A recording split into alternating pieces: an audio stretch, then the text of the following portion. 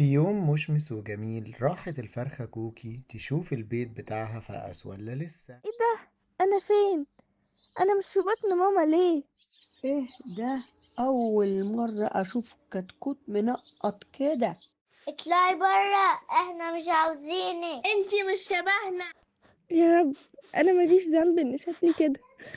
اخواتي طردوني، امي مش عايزاني، اعمل ايه واروح فين؟ مرة واحدة يجي ضوء من السما ويدخل جواها. انت مين وعايز ايه؟ ابعد من هنا. أنا الثعلب المكار وهاكلكم كلكم.